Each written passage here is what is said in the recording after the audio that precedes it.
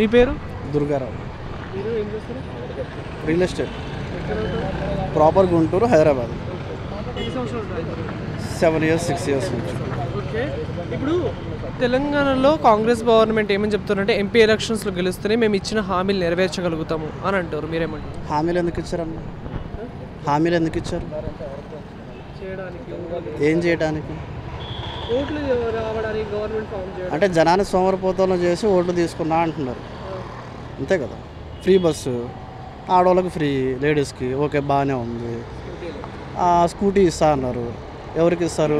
Local persons ఇట్లా మీరు apply చేసుకుంటే ఇస్తా అన్నారు. గ్యాసు లోకల్ వాళ్ళకే ఇస్తా ఇట్లా అన్నారు. సో అన్నీ లోకల్ వాళ్ళకే ఇచ్చుకుంటా పోతే బయట ఉన్న వాళ్ళకి ఏమి ఇస్తున్నారు? బయట నుంచి ఇక్కడికి వచ్చిన వాళ్ళకి ఏమి ఇస్తున్నారు? ఏం లేదు కదా. రూపాయి అనేది ఒకళ్ళ దగ్గర తగ్గింది, ఇంకొకళ్ళ దగ్గర ఎక్కింది. ప్రతి సంవత్సరం ఎంత అప్పులో పోతుంది స్టేటు? నా తెలిసి 10 లక్షల కోట్లు అనుకుంటున్నా, అంటే నాకు తెలిసిన ప్రకారం. ఆ అప్పు అంతా ఎవరు కడుతున్నారు? మేము, అంటే మగవాళ్ళు. ఆడవాళ్ళ మీద పడింది, ఫ్రీగా ఇచ్చినాయి అన్నీ కలిపి ఎవరు కడుతున్నారు? ఇక్కడ ఉన్నవాళ్ళు. మేము ఎందుకు కట్టాలి? మేము అడగలేదు కదా. ఎవరు ఇక్కడ ఉన్న వాళ్ళు లోకల్ పీపుల్ కానీ ఎవరైనా కానీ అడగలేదు కదా. నాకు ఫ్రీగా ఇవ్వండి, ఓటేస్తా, నాకు అది ఫ్రీగా ఇవ్వండి, ఇది చేస్తా, అడగలేదు కదా. మరి మీరు చెప్పారు ఎంపీ ఎలక్షన్స్ తర్వాత ఇస్తా అంటున్నారు. మరి ముందు చెప్పాలి కదా. ఆ ఎలక్షన్స్ అయిపోయినాక ఇవన్నీ ఇస్తాను, అవ్వకపోతే ఇవ్వము అని చెప్పేసి. ఫేకే కదా. కేటీఆర్ ఉన్నారు, ఎన్ఐటీ కంపెనీ తీసుకొచ్చారు, ఎంత డెవలపింగ్ చేశారు, బాగుంది. డెవలప్ చేయడానికి ఎక్కడ కూడా చాలా ఉంది, చేస్తున్నారు. కానీ ఫ్రీ ఎందుకు పెట్టారు? ఎంప్లాయ్మెంట్ క్రియేట్ చేస్తే అయిపోతుంది కదా. ఒక ఎంప్లాయ్మెంట్, ఇదిగో చదువుకున్నావు నువ్వు, నీ స్టాండర్డ్కి తగ్గట్టుగా ఇదిగో ఈ జాబ్ చేసుకో, ఇది నీ జాబ్ ఇస్తున్నాను, లేదా ఇదిగో ఇట్లా ఈ ఆఫీస్ పెట్టాను, ఈ ఆఫీస్కి ఇందులో జాబ్ చేసుకో. జాబ్ పరంగా ఒక ఎంప్లాయ్మెంట్ ఇస్తే నెలలో సంపాదించుకొని బతుకుతాడన్నా. ఫ్రీగా తిరుగుతుగా అందా, ఫ్రీగా వెళ్తుగా అందా అని చెప్పి ఫ్రీ పెట్రోల్ కూడా ఇవ్వమనండి. స్కూటీ ఇచ్చారు కదా, ఫ్రీ పెట్రోల్ ఇవ్వమనండి. పెట్రోల్ రేట్లు ఎంతన్నా? 109 రూపాయలు. ఎంతన్నా? 109 రూపాయలు. వేరే వేరే స్టేట్లలో, కొన్ని స్టేట్లలో అయితే ఆ స్టేట్ ట్యాక్స్ తీసేసింది, లోకల్ స్టేట్ ట్యాక్స్ తీసేసింది.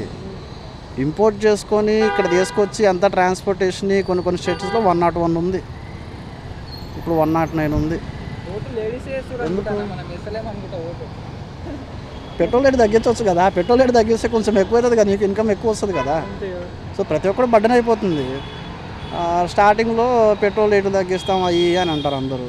ఏం తగ్గించారన్న? ₹2 తగ్గిస్తారు, సంవత్సరం ఆగానే ₹5 పెంచుతారు. అంటే ₹3 పెరిగింది. ఎందుకు పెంచారు ₹3? మరి గ్యాస్ మీద 500 రూపాయలకి గ్యాస్ ఇస్తామని అంటారు కదా, మీరేమంటారు? ప్రూఫ్ ఉందా? ప్రూఫ్ ఏమన్నా ఉందా? చెప్తారు కదా, చెప్పారు కదా. చెప్పిన దానికి ఏమైనా షూరిటీ ఇస్తున్నారా? షూరిటీ ఏమి ఇస్తారు? ఓట్లు అడగడానికి. బేసికలీ ఫస్ట్ థింగ్ ఓట్లు వేసే వాళ్ళు అడగాలన్నా. బేసిక్గా నేను ఇక్కడ కాదు కాబట్టి నాకు ఓటు ఇక్కడ లేదు, నాది ఏపీలోనే ఉంది. సో ఇక్కడ ఓట్లు వేసే ప్రతి ఒక్క పర్సను ఏపీలో జరిగింది. ఏమైంది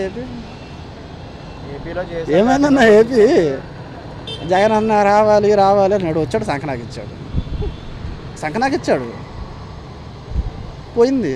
అన్ని ఫ్రీ పథకాలు అయ్యి అని పెట్టేసి ఇక్కడ పెట్టారు, బాగానే ఉంది. కానీ పెట్టిన దానికి షూరిటీ ఏంది? వర్త్ ఏంది?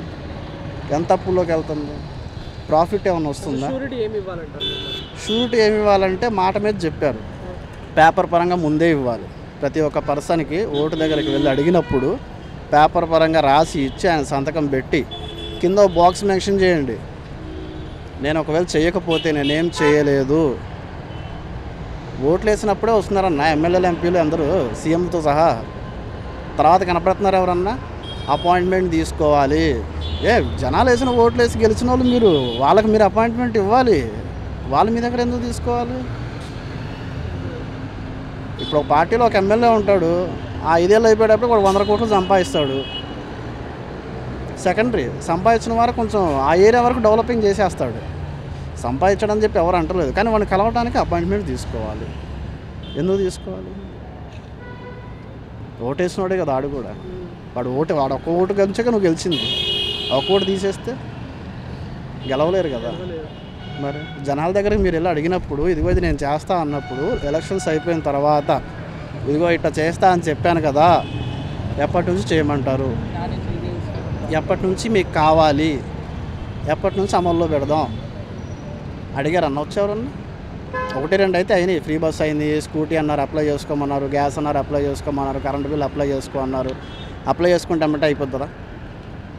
ఇప్పుడు నేనున్నా అప్లై చేసుకుంటా. బేసికల్లీ నేను తెలంగాణ మార్చుకుందాం అనుకుంటున్నాను. ఆధార్ కార్డులు అవన్నీ మార్చేసుకుంటా.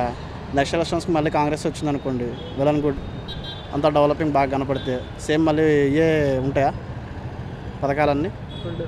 సరే, ఇప్పుడు అతను లోకల్ పర్సన్ అప్లై చేసుకున్నాడు, రిజెక్ట్ అయింది. ఎందుకైంది? ఎందుకైంది? గవర్నమెంట్ ఎంప్లాయీకి, గవర్నమెంట్లో ఉన్న సెక్టార్లో ఉన్న పర్సన్స్కి మాత్రమే యూజ్ అవుతుంది. ప్రతి ఒక్క పర్సన్కి, కామన్ పర్సన్కి యూజ్ అవ్వాలి. లేదా ఒక ఏరియాలో ఎమ్మెల్యే ఉంటారు, ఇదిగో నేను గెలిచాను కాంగ్రెస్ తరపు నుంచి, నన్ను గెలిపించారు మీరు, ఇది ఒక పర్సన్ ఇక్కడ పెడుతున్నాను మీకు, మీరు ఏమైనా అప్లై చేసుకోండి ఈ పర్సన్ చెప్పండి. బెస్ట్ కదా అది. మనం వెళ్ళి అటు తిరిగి లైన్లో నుంచొని ఇవన్నీ కాకుండా డైరెక్ట్గా పార్టీ దగ్గర నుంచుంటున్నాం, ఆఫీస్లో కూర్చుంటున్నాము, లేదా అక్కడ వాళ్ళు ఇచ్చిన ప్లేస్లో కూర్చుంటున్నాము, మనమే అక్కడ వెయిట్ చేస్తున్నాం, అక్కడే పని అయిపోద్ది కదా. అట్లా ఎందుకు చేయట్లేదు? చాలా థాట్స్ ఉన్నాయి కదన్నా, అన్నీ అమలు చేయాలంటే చాలా ఉన్నాయి. ఫ్రీ బస్సు పెట్టారు, బాగుంది. ముందు ఆ బస్సులు మార్చమనండి అన్న. పొల్యూషన్ మొహం దుమ్ము పడుతుంది. ఎన్నేళ్ళనే తెలుసు ఆ బస్సులు. ఆర్టీఓ పర్మిషన్ ఇస్తున్నాడు ఎవడో నాకు తెలియదు, దొరికితే కొడతా పొరపాటున. ఎంత పొల్యూషన్ వస్తుంది బస్సుల నుంచి. బస్సులు మార్చమనండి ముందు, తర్వాత ఫ్రీ బస్సులు ఇవ్వమనండి.